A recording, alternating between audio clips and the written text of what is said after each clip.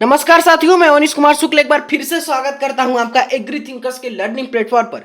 यहां पर पशुपालन एवं पशु चिकित्सा विज्ञान क्लास 12 का जो सब्जेक्ट है उसका लेक्चर नंबर 10 लाए हैं। आज की वीडियो में देखेंगे गाय बैल के बाह्य शरीर का उनके शारीरिक क्रियात्मक संबंध। ठीक है, relationship of external anatomy of cow and bullock with their physical आपका जो है मतलब आपका फंक्शन। ठीक है, तो चमकीली आंखें, चौकन्ने कान और चुस्त शरीर, तो यानी shining eyes, alert years and smile deposition.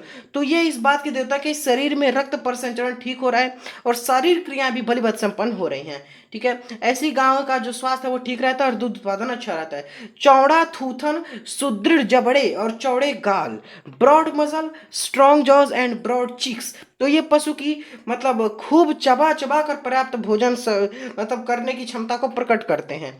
और बड़े बड़े खुले नथुने, लार्ज एंड ओपन नोस्ट्रल्स। तो ये पशु की अच्छी श्वास प्रश्वास, अच्छे उपापचय जो मेटाबॉलिज्म है उसको प्रकट करते हैं।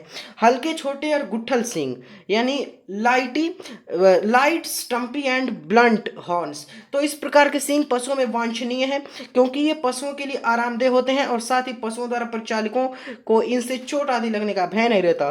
फिर है यहाँ पर देखिए सीधी सुदृढ़ पीठ और कमर, straight strong back and loin. तो ये इस बात का द्योतक है कि पशु के आंतरिक शरीर की जो क्षमता है वो अच्छी होगी। ऐसी गायों का दूध उत्पादन जो है वो अच्छा रहता है।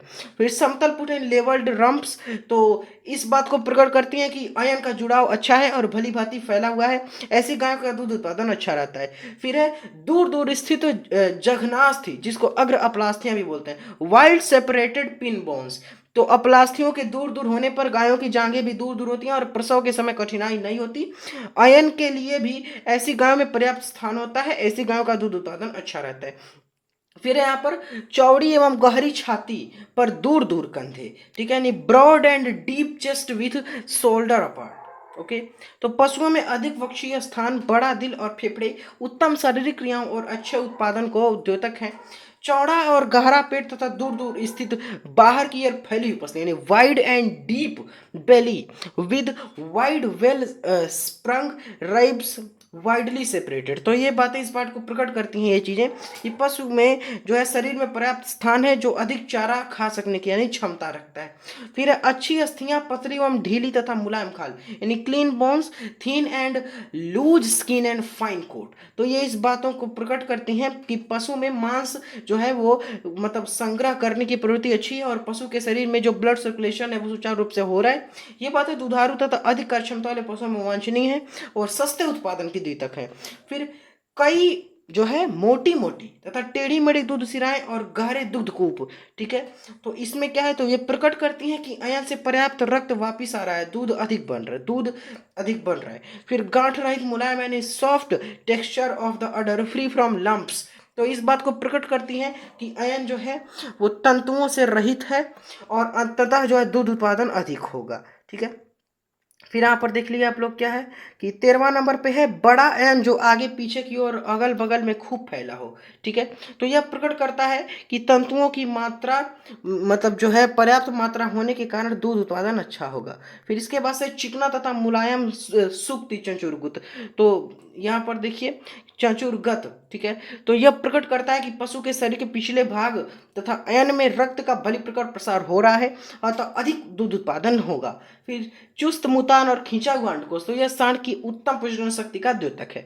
फिर लटका हुआ मुतान तथा नाभि पट्टा और बड़ा अंडकोश, तो इसमें जो है ये लक्षण अवांछनीय समझा जाता है क्योंकि इनके कारण पशुओं की क्षमता जो है प्रतिकूल प्रभाव पड़ता है उस पर, पशु डेयरी में वांछनीय होते हैं। फिर यहाँ पर देखिए क्या है कि छोटी मजबूत गर्दन तथा मध्यम आकार का ककूद और गल कंबल।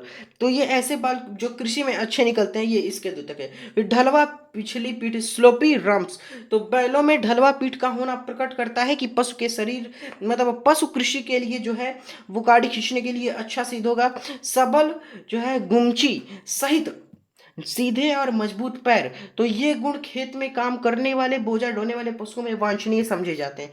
तो यहाँ पर आपका ये लेक्चर कंप्लीट होता है। अब अगले लेक्चर से जो हम जो विधियां हैं जो काफ़ी सारी चीज़ों की जैसे आयु ज्ञात करने की उसको शुरू करेंगे। अब इसके पीडीएफ के लिए ज्वाइन करें टेलीग्राम चैनल, लिंक है डिस्क्रिप्शन में, वहाँ से आप पीडीएफ प्राप्त करके डाउनलोड करके नोट्स बना लीजिए। व्हाट्सएप ग्रुप का लिंक है डिस्क्रिप्शन में, वहाँ से ज्वाइन करके आप क्वेरी पूछ सकते हैं। इन इंस्ट्रक्शंस को फॉलो करें, वीडियो ज़्यादा से ज़्यादा शेयर करें। Thanks for watching, take care.